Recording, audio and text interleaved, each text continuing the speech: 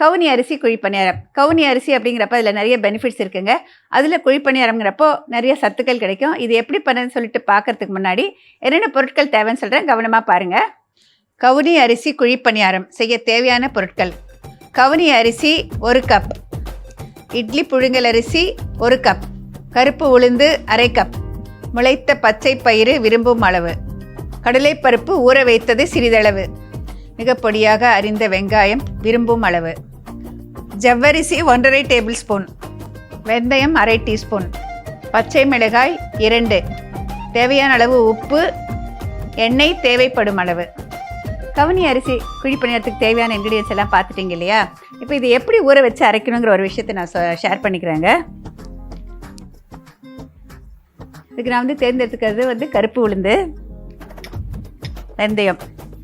இப்போ கவுனி அரிசியும் புழுங்கல் அரிசியும் 2 சேர்த்துட்டு கழுவிட்டு கொஞ்சம் நிறையா தண்ணி ஊற்றிட்டு முதல் நாள் இரவே, அதாவது கிட்டத்தட்ட 6 மணி நேரம் ஊறணுங்க. இல்லைன்னா கவுனி அரிசி அரைப்படாது. 6 மணி நேரம் அதை ஊற வச்சுக்கோங்க. அதுலேயே வெந்தயமும் போட்டுருங்க ஊற வைக்கிறப்போ. உளுந்து மட்டும் நான் கருப்பு உளுந்தையே உடச்ச உளுந்து எடுத்திருக்கேங்க. நீங்கள் முழு கருப்பு உளுந்து இருந்தாலும் பரவாயில்ல, இல்லைன்னா வெள்ளை உளுந்து இருந்தாலும் பரவாயில்ல. அதை மட்டும் காலையில் கருப்பு உளுந்தாக இருந்தாக்க தண்ணி ஊற்றி ரொம்ப நேரம் ஊற வைக்கக்கூடாதுங்க. அதில் இருக்கிற தோல் பிதுக்கிட்டு வந்துடும். அப்புறம் பார்த்திங்கன்னா நம்ம அரைச்ச இதில் தனித்தனியாக தெரியும். அதனால் கருப்பு உளுந்தை தண்ணி ஊற்றிட்டு நல்லா 2 தடவை அலசி கழுவிட்டு அப்படியே அந்த ஈரத்தன்மையோடு அப்படியே வைக்கணுங்க. நிறைய தண்ணி ஊற்றி ஊற வைக்கக்கூடாதுங்க. கொஞ்சம் நேரம் கழித்து நம்ம அரைக்கிறப்போ எல்லாத்தையுமே ஒன்றா சேர்த்துட்டு நல்லா நம்ம மிக்சிலேயே அரைக்கலாம். நல்லா வரும். மிக்சிலேயே நம்ம அரைச்சி எடுத்துக்கலாம். தேவையான அளவு உப்பு அரைச்ச பிறகு கடைசியாக சேர்த்து எடுத்துக்கலாம். இப்போ நான் அரைச்சி வச்ச விழுதை காமிக்கிறேன் பாருங்கள். இப்போ அரைச்சதை கிட்டத்தட்ட ஒரு 5-6 மணி நேரம் நம்மளுக்கு நொதிக்க வச்சா போருங்க. இப்போ காலையில் அரைச்சிங்கனாக்கா சாயந்தரமே ஊற்றலாம். அந்தளவுக்கு நல்லா நொதிச்சு வந்துடும். எப்போதுமே மறுநாள் காலையில் வேணும்னாக்கா முதல் நாள் ராத்திரி அரைங்க. அப்போ தான் காலையில் நம்மளுக்கு கரெக்டாக நொதிச்சு வந்திருக்கும். இப்போ நொதிச்சு வந்ததுக்கப்புறம் பார்த்தீங்கன்னா இது நான் கொஞ்சம் திக்காக அரைச்சிருக்கேன். இந்த மாதிரி இருக்குது. உப்பு இதுலேயே சேர்த்துட்டேன். இப்போ இதோடு நான் சேர்க்க போகிறது பணியாரம் அப்படிங்கிறதுனால கொஞ்சமாக ஜவ்வரிசி ஊற வச்சு வச்சுருக்கேங்க. இந்த ஜவ்வரிசி நைலான் ஜவ்வரிசி, சின்ன ஜவ்வரிசி. இதை நம்ம இதில் சேர்த்துக்கலாம்.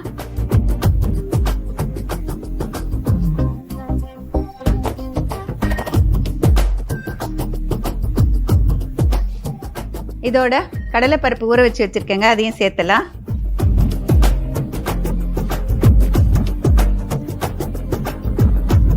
காரத்துக்கு பச்சை மிளகாய், நீங்கள் விரும்பினா மோர் மிளகாய் கூட போட்டுக்கலாம் உடச்சி.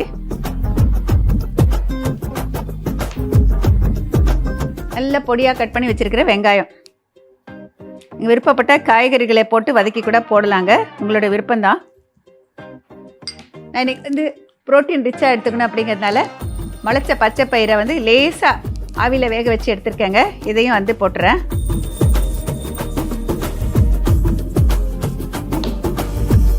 இன்னொரு ஆப்ஷனுங்க, விருப்பப்பட்டால் பட்டாணி வேக வச்சதை கூட போட்டால் அது ஒரு தனி ருசி. இது வேணால் போட்டுக்கலாம். நான் கொஞ்சமாக போடுறேன். எல்லாம் நல்லா கலந்து விடலாம். தேவைப்பட்டால் இந்த ஸ்டேஜில் தண்ணி விட்டுக்கலாம். பொதுவாக ஜவ்வரிசி போட்டாக்கா நீங்கள் சோடா சேர்க்க வேண்டிய அவசியம் இல்லைங்க. நிறைய பேர் இதுக்கெல்லாம் சமையல் சோடா சேர்க்கறது பழக்கமாக வச்சுருக்காங்க. சமையல் சோடா ஜவ்வரிசி சேர்த்திங்கன்னா சேர்க்க வேண்டிய அவசியம் கிடையாது. பாருங்கள், ரொம்ப திக்காக இருக்குது. கொஞ்சமாக தண்ணி ஊற்றிக்கிறேன்.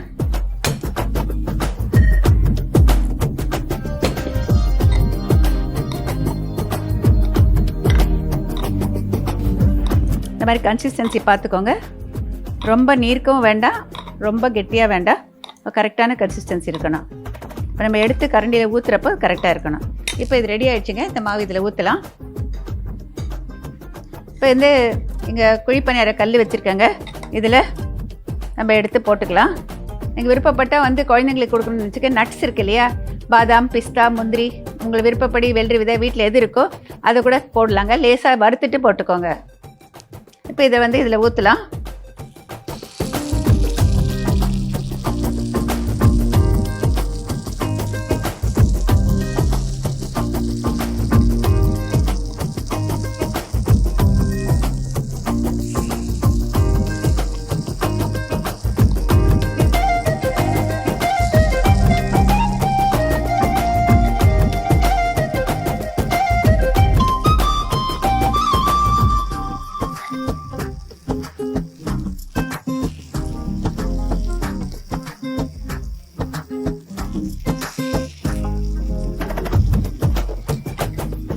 இதை வந்து ஃபுல்லாக ஊற்றிட்டேன்.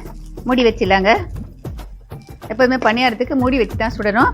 தணலை குறைச்சிக்கோங்க. மிதமான தணலை என்ன உள்ள வரைக்கும் வேகணும். அதனால் அந்த மாதிரி வச்சுட்டு கொஞ்சம் நேரம் கழிச்சிட்டு நம்ம திருப்பி விடலாம். வந்து கீழ்பாகம் கொஞ்சம் வெந்த பிறகு திருப்பி போடுங்க. இப்போ பார்க்கலாம் இதை திறந்துட்டு.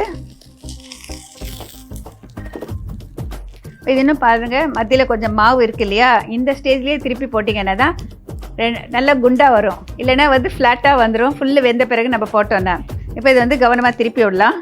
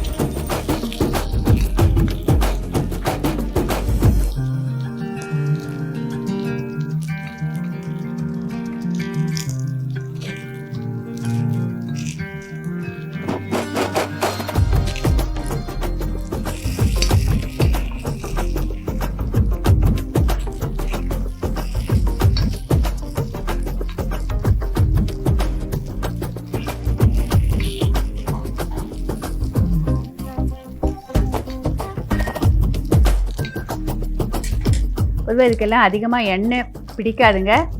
நம்ம கொஞ்சமாக சேர்த்துக்கலாம். மொத்தமாகவே வந்து 1.5-2 ஸ்பூன் தான் எல்லா குழிக்கும் சேர்த்து போட்டிருக்கேன். இப்போ நல்லா வெந்த பிறகு எடுத்துறாங்க. இதில் ஒரு சின்ன விஷயம் டிப்ஸ் மாதிரி ஷேர் பண்ணணும்னு நினைக்கிறேன்.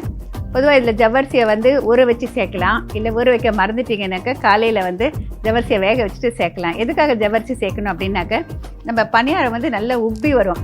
அதே நேரம் வந்து ஜவ்வரிசி சேர்த்திங்கன்னா நீங்கள் வந்து சமையல் சோடா போட வேண்டிய அவசியம் இருக்காதுங்க. அதுக்காகவே நம்ம ஜவ்வரிசி சேர்க்கலாம். நான் வந்து சின்னதாக இருக்கிற நைலான் ஜவ்வரிசி யூஸ் பண்ணியிருக்கேன். ரொம்ப பெரிய ஜவ்வரிசியாக இருந்தால் இதில் வந்து நல்லா இருக்காதுங்க. அது வந்து ஊற வச்சுட்டு அரைக்கிறதுலேயே போட்டு அரைச்சிட்டிங்கன்னா கொஞ்சம் நல்லா வரும். இதோட வந்து ஒரு வேளை ஜவ்வரிசி இல்லை அப்படின்னாக்க ரவை இருக்கு இல்லையா, காலையில் அதில் வந்து மிக்ஸ் பண்ணுறப்போ கொஞ்சம் ரவை சேர்த்து கலந்துக்கோங்க, நல்லாயிருக்கும். இன்னொரு விஷயம் என்னென்னாக்க, நீங்கள் ஓட்ஸு சேர்க்கணுன்னாக்க ஓட்ஸு சேர்க்கலாங்க. ஓட்ஸ் சேர்த்தா வந்து எண்ணெய் வந்து அதிகமாக குடிக்காது. பார்த்திங்கன்னா வந்து உங்களுக்கு கொஞ்சம் போட்டாலே போதுமானது எண்ணெய். ஓட்ஸினுடைய டேஸ்ட்டோட ரொம்ப நல்லாயிருக்கும். இப்போ இது இன்னும் கொஞ்சம் வெந்த பிறகு எடுத்துடலாம்.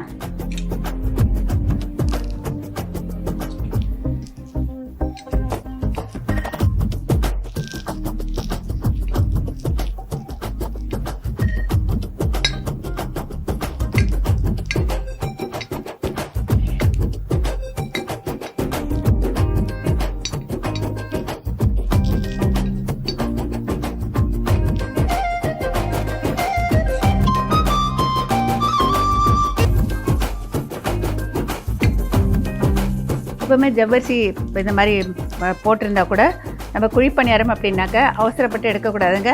கொஞ்சம் தணலை குறைச்சி வச்சு கொஞ்சம் நேரம் வேகட்டுங்க. உள்ள வரைக்கும் வெந்தால் தான் நல்லாயிருக்கும். அவசரப்பட்டு ரொம்ப ஹை ஃப்ளேம் வச்சிங்கனாக்க அது மேலே வெந்துடும், உள்ளே வேகாமல் இருக்கும் மாவு. அதில் தான் நம்மளுக்கு கவனம் தேவை. இது பார்த்திங்கன்னா நல்ல ப்ரோட்டீன் ரிச்சாக இருக்கணுங்கிறதுக்காக இதில் வந்து முளைச்ச பச்சை பயிர் சேர்த்துருக்கேன், பட்டாணி சேர்த்துருக்கேன், கடலைப்பருப்பு சேர்த்துருக்கேன். இப்போ இது ரெடி ஆகிடுச்சு.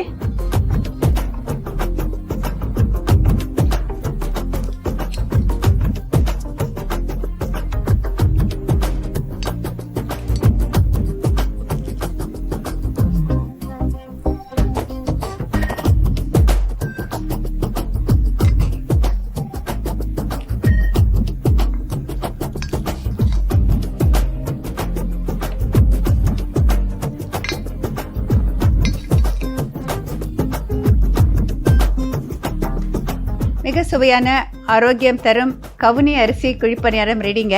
இதுக்கு நம்ம என்ன சட்னி வேணால் கொடுக்கலாங்க. தேங்காய் சட்னி கொடுக்கலாம், கொத்தமல்லி புதினா சட்னி கொடுக்கலாம், வெங்காய சட்னி கொடுக்கலாம். இங்கே நான் வெங்காய சட்னி வச்சுருக்கேங்க. உங்களுடைய விருப்பம் தான். இல்லை 2-3 சட்னி கொடுத்தா கூட பரவாயில்ல, யார் எதை வேணாலும் வச்சுட்டு சாப்பிட்லாங்க. அதாவது கொத்தமல்லி புதினா சட்னி கொடுத்தீங்கன்னா இன்னும் கொஞ்சம் கூடுதலாக வந்து விட்டமின் ஏயும் இரும்பு சத்து எல்லாம் கிடைக்கும். உங்களுடைய விருப்பம், நீங்கள் எதை வேணால் கொடுக்கலாம்.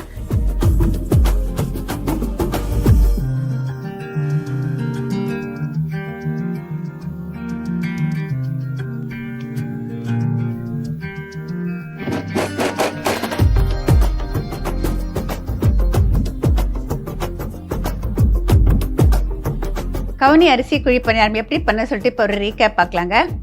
1 கப் கவுனி அரிசி, 1 கப் இட்லி புழுங்கல் அரிசி, அதோட அரை கப் முழு உளுந்து, அரை டீஸ்பூன் வெந்தயம் சேர்த்துட்டு மிக்சியில் அரைக்கிறப்ப எல்லாத்தையும் சேர்த்து ஒன்றா அரைச்சிக்கலாம். கடைசியாக உப்பு சேர்த்து அரைச்சி எடுத்துக்கோங்க. இதை மறுபடியும் வந்து நொதிக்க வைக்கணும். கிட்டத்தட்ட 6 மணி நேரம் வச்சுருந்தீங்கன்னா நல்லா நொதிச்சு வந்துடும். இது நல்லா நொதிச்சு வந்த பிறகு அதோட கொஞ்சமாக ஊற வச்ச ஜவ்வரிசி, ஊற வச்ச கடலைப்பருப்பு ரெண்டையும் சேர்த்துக்கோங்க. பச்சை மிளகாய் கட் பண்ணி வச்சது, கொஞ்சம் வெங்காயம், நல்லா முளைச்சி வந்திருக்கிற பச்சை பயிறு, அதை வந்து லேசாக வந்து ஆவியில் வேக வச்சது, இது எல்லாத்தையுமே விரும்பும் அளவு சேர்த்துக்கோங்க. சேர்த்து நல்லா கலந்து விட்ட பிறகு குழிப்பணியார கல்லில் கொஞ்சமாக எண்ணெய் விட்டு நல்லா சூடான பிறகு கரண்டியால் எடுத்து அதை மேல் வரைக்கும் நிரப்பிட்டு மூடி வச்சுருங்க.